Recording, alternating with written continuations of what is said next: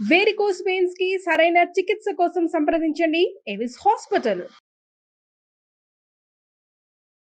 నమస్తే రమ్మగారు. నమస్తే జయ. రమ్మగారు, పరాయి సొమ్ము పాము వంటిది. ఈ సామెత మనందరి సామెత కాదేమో, బహుశా ఒక కొటేషన్ అనుకుంటాను. మనకు తెలుసు, మనం చదువుకున్నాం, పిల్లలకి చెప్తూనే ఉంటాం. కానీ చాలామంది పరాయి సొమ్ము కోసం ఆశిస్తూనే ఉంటారు రమ్మగారు. వేరే వాళ్ళ డబ్బు మీద ఆశ పడుతూనే ఉంటారు. డబ్బు మీద కానీ ఆస్తి మీద కానీ. పిల్లలకి ఎట్లా అండి, చిన్నప్పటి నుంచి ఏ విధంగా నేర్పించాలి? నోటి మాటతో చెప్తే సరిపోతుంది కాజయ్య, ఒకళ్ళు ఒక బిజినెస్ చేస్తారు, ఏమైనా అమ్ముతారు. పరుల సొమ్ము కాదా అది? అది బేసిక్ కదా, బేసిక్ వ్యాపార సూత్రం అంటే ఇతరుల డబ్బు అంతే. అందులో న్యాయం ధర్మం ఉంటాయా? కాంప్లికేటెడ్గా అడుగుతున్నారు రమ్మగారు మీరు. ఎప్పుడు కాంప్లికేషన్ నేనే ఫేస్ చేయాలంటే ఎట్లా? అప్పుడప్పుడు నువ్వు కూడా చేయాలి కదా. ప్రతిసారి మీరు అడిగే కాంప్లికేటెడ్ క్వశ్చన్స్కి నేను చెప్తున్నా కదా, వ్యాపారం అంటేనే పరుల సొమ్ము అని కదా. అంతే. నీకు ఏ బిజినెస్ అయినా ఆ డబ్బులు వాడివేనా? కాదే, వాడు ఈత గింజేసి తాటి గింజలు ఆగుతాడు. ఎవరైనా అంతే. ఓ సాఫ్ట్వేర్ బిజినెస్ అనుకో, సాఫ్ట్వేర్ తయారు చేస్తారు, 10 మంది కూర్చొని చచ్చి చెడి ఏదో చేస్తారు, అది ప్రపంచం మీద చల్లుతారు. డబ్బు ఎక్కడి నుంచి వస్తుంది వీళ్ళకి? ప్రపంచం నుంచి. వీడు వేసింది ఏం గింజ? ఈత గింజ. ఈతకాయలు కాస్తాయి. ఈతకాయల కోసం అయితే ఇవన్నీ పనులు ఎవడు చేస్తాడు? చేయరు. తాటి గింజలు లాగుతారు. తాటి గింజ ఎంత ఉంటుంది? ఈత గింజ అంతేనా? ఇదే కదా వ్యాపార సూత్రం. ప్రపంచంలో అమ్మబడే ప్రతి విషయము, ప్రతి వస్తువు ఇతరుల సొమ్ముతోటే ముడిపడి ఉంటుంది. ఓకే.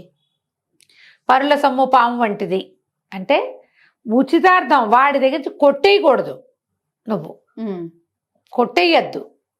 ఈ కొట్టేసే బాబతి వ్యాపారం అంటే ఇదేదో ఒక సూత్రం, ఒక బార్టర్ సిస్టమ్ నడుస్తోంది, అదే నీ పాయింట్. అవును, బార్టర్ సిస్టమ్. ఇక్కడ కొన్ని చోట్లేమో వస్తువులు ఉంటాయి కదా, మీ నమ్మకమే మా పెట్టుబడి అని ఉంటాయి. మిగిలినవి మీరందరూ డబ్బులు ఇవ్వండి, నేను మీకు అదేదో చేసి బ్రహ్మాండం పగలు తీసి ఇస్తామంటారు. మధ్యలో వీడే పగలు కొట్టుకు పారిపోతాడు లేచకపోతే. ఇది పరుల సొమ్ము పాము.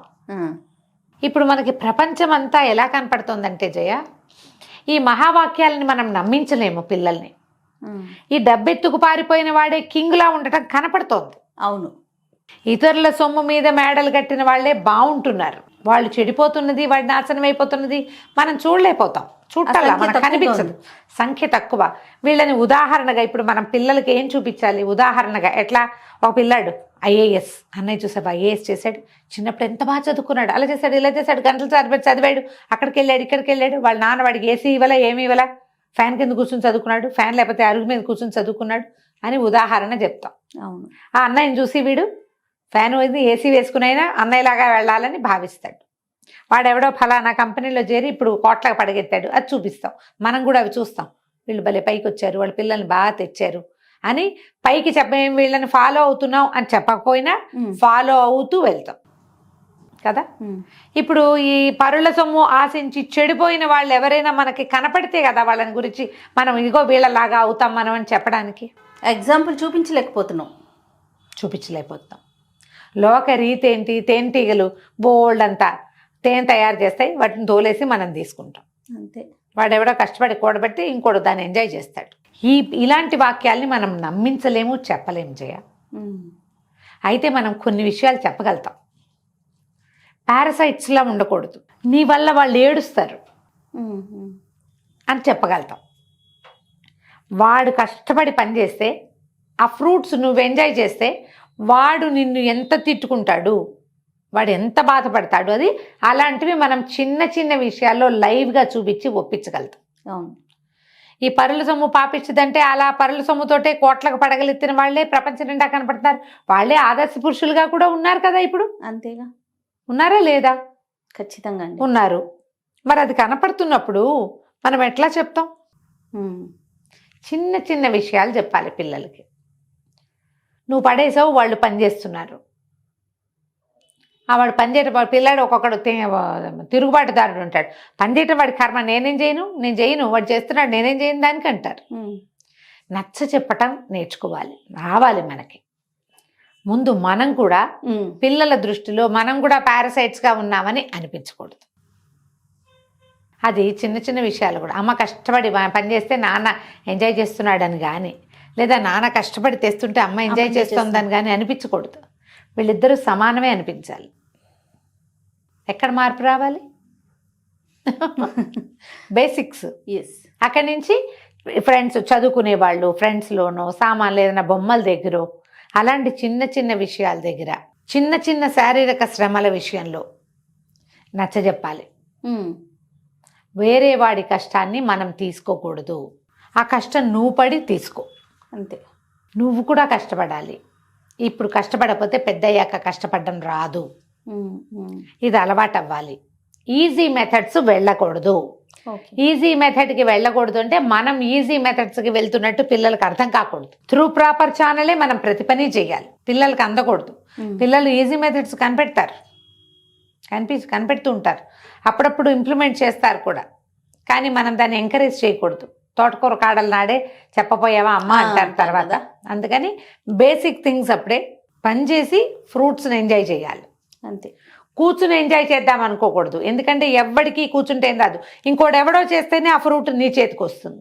ఇందులో ఇలాంటి మాటలు చెప్పచ్చో చెప్పకూడదో కానీ నాకేమనిపిస్తుంది అంటే, పని చేయకుండా ఎవరితోటైనా పని చేయించుకోవటం, ఎప్పుడు ఎక్కడి నుంచైనా కొనుక్కు తెచ్చుకుని తినటము, మనం ఏది చేయకపోవటము, ఇవన్నీ కూడా ఈ తరహాకి దారి తీస్తాయి. జయ, సోమరితనం అయిపోతుంది. సోమరితనమే ఈ విధానం. ఇప్పుడు మన జీవన విధానమే ఆ వైపుకు వెళ్ళిపోతుంది. ఇంకొకరి మీద ఆధారపడటం, డబ్బులు పారేస్తే వస్తుందని అనిపిస్తుంది. మనం ఏ శ్రమ చేయకుండా ఫ్రూట్స్ ఎంజాయ్ చేయటం ఎలా అనే కాన్సెప్ట్లోనే మన సమాజం ఉంది ఇప్పుడు. వాళ్ళు ఎవరో పనిచేస్తారు, అది వ్యాపారం కదా వాళ్ళకి. ఆ పనిచేసేవాడు మన కోసం కష్టపడ్డు, తన వ్యాపారం కోసం తను కష్టపడతాడు, మనం దాన్ని ఎంజాయ్ చేస్తాం. ఇప్పుడు ఈ సిస్టమ్ నడుస్తోంది. ఇలాంటప్పుడు ఈ మహావాక్యాలని బట్టి నమ్మించడము, పిల్లల్ని శ్రమ పెట్టడము, వాళ్ళని లైన్లో పెట్టడము ఒక్క రవ కష్టమే. ముందుకు మనది మనం అర్థం చేసుకోవాలి. రెండో విషయం ఏంటంటే, నేను ఈ పర్టికులర్ సెంటెన్స్ గురించి చెప్పట్లేదు, కానీ మనం ఏదైనా నేర్పించాలి అంటే ఏం చేస్తాం జనరల్గా? నీకు ఆ ఈలు రావాలి పిల్లడికి. ఈ నోటితో చెప్తే రాదు, రాయాలి. ముందు నువ్వు సరిగ్గా రాసి చూసి రాయి అని చెప్పాలి. లేదా ఒకటి రాసి దీని మీద రాయినాన్న అని చెప్పాలి. అంటే నువ్వు చేయాలి కాదు, మనకి రావాలి. ఫస్ట్ రావాలి, నువ్వు చెయ్యాలి. నువ్వు ఎక్కడో ఆవు చేలో మేస్తే దూడ గట్టును మేస్తుందా అంటారు. నువ్వు నీ తరహాలో చేసేసి వాడిని సరిగ్గా చెయ్యి, నువ్వు పద్ధతిగా ఉండు అనకూడదు. నువ్వు దాటిపోతూ కంచెలు దాటేస్తూ వాడిని అందులో లోపల ఉండమని అనకూడదు, బయట ఉండమని అనకూడదు. నువ్వు కంచె దాటితే నీ వెనకాల పిల్లలు కూడా కంచెలే దాటుతారు. జాగ్రత్త పడాలి. ఇప్పుడు అంత గీతల్లో జీవితం ఎవరి వల్ల కాదు, ఈ రోజున అసలు సాధ్యం కాదు. కానీ సాధ్యమైనంత ఒక బ్యారికేడ్, ఒక గీత, చిన్నది కాదు, టైట్గా గీసుకోవద్దు, కొంచెం లిబరల్గా పెద్ద గీతలు గీయండి. కనీసం ఆ గీతల్లో ఉండడానికి ట్రై చేయండి. అవతల వాళ్ళని ఎక్స్ప్లాయిట్ చేస్తుంటే చేస్తాం, చేయకుండా కుదరదు మన జీవితం ఇప్పుడు. అవునవును. ఆ ఎక్స్ప్లాయిట్ చేయటము వాడి పీక తెగిపోయేదాకాను అలా చేయొద్దు. నువ్వు ఎక్స్ప్లాయిట్ చేస్తున్న సంగతి ప్రదర్శించద్దు. నీ పిల్లలకి అసలు అందనివ్వద్దు. ఒకవేళ చేయాల్సే వస్తే ఇలా జాగ్రత్త పడండి. మనము గీతలు దాటుతున్న సంగతి పిల్లలకు అర్థమైందో వాడిని ఎప్పటికీ గీతల్లో నువ్వు ఉంచలేవు. ప్రతి వాళ్ళకి తమ పిల్లలు రాముడిలాగానో లక్ష్మణుడిలాగానో ఇంకెవరిలాగానో ఉండాలని ఉంటుంది. చార్లెస్ శోభరాజు లాగా మా అబ్బాయి ఉండాలని ఎవరైనా కోరుకుంటారమ్మా? ఈవెన్ చార్లెస్ శోభరాజు కూడా కోరుకోడు. వాడు దొంగ దోపిడీదారుడైనా తన కొడుకు అదే మార్గంలో ఉండాలని ఎవ్వడూ కోరుకోడమ్మా. పిల్లలు బుద్ధిమంతులుగా, ఫోకస్డ్గా, బుద్ధిగా, అదిగా ఇదిగా ఏదోగా ఉండాలి. ఏదోగా ఉండాలంటే కొంచెం మన గీతలు సరి చేసుకోవాలి. దీనికోసం ట్రై చేయాలమ్మా. ఇప్పుడు పాతకాలం నాటి మాటలు ఇప్పుడు చెప్పలేము. ధర్మము, ధర్మపన్నాలు విడేయటం కష్టం. ఎంత అధర్మానికైనా ఒక హద్దు, ఒక రేఖ, ఒక గీత ఉండి తీరాలి. మీకు మీరు గీతలు విధించుకుంటేనే పిల్లలకి గీతలు విధించగలుగుతాము. అంతే. ఇందులో ప్రధానమైంది ఇతరుల కష్టాన్ని తీసుకోవద్దు, ఇతరుల క్రెడిట్ని మీరు కొట్టేయద్దు. వాళ్ళలాగా చెయ్యాలి అంటే వాళ్ళని డిగ్రేడ్ చేయకూడదు, వాళ్ళ వెనకాల నడచెళ్ళాలి. పెద్ద గీత పక్కన చిన్న గీత గీయటం, కింద గీత చిన్నదాన్ని పెద్దాన్ని చిన్నది చేయాలంటే ఏం చేయాలి? ఒక గీతని దాని పక్కన ఇంకో పెద్దది గీస్తే ఇది చిన్నది అయిపోతుంది. అంతే. చాలా ఇప్పుడు అట్లా చేయట్లేదా జయ? వాళ్ళని డీగ్లామర్ చేసేస్తారు. ఎవరి మీద మనకు కుళ్ళుగా ఉందనుకో, వాళ్ళకంటే బెటర్ పెర్ఫార్మెన్స్ చేయాలని ఎవరు అనుకోవట్లా. వాడిని చెడగొట్టాలి, అవును. వాడికి చెడ్డ పేరు తేవాలి, వాడిని నలుగురిలో ఏదో ఒకటి అనేయాలి, లోపల కుళ్ళిపోతానని దాచుకోలేకపోతాం. ఇవన్నీ పెద్ద పెద్ద శూలాలుగా మన వైపుకే వస్తాయి. అందులో ప్రధాన బాధితులు మన పిల్లలు అవుతారు. పిల్లలు దొరుకుతారు. జాగ్రత్త పడండి. పడి అప్పుడు మీరు కొంచెమైనా మహావాక్యాల లైన్లోకి వెళ్ళి ఏది పరల సొమ్ము పాము వంటిది, ఇతరుల దీన్ని తీసుకోకూడదు అని మనం కనుక గట్టిగా నమ్మితే వాళ్ళకి చెప్పొచ్చు, చెప్పగలుగుతాం. పామే అది. ఇవాళ కాకపోతే ఆ తర్వాత అయినా కాటేసి తీరుతుంది. దాని నుంచి తప్పించుకోలేము. దానివల్ల వచ్చే బాధలు మనం పడుతూనే ఉంటాం. సమాజానికి తెలుస్తుంది, తెలీదు, అది అంతే.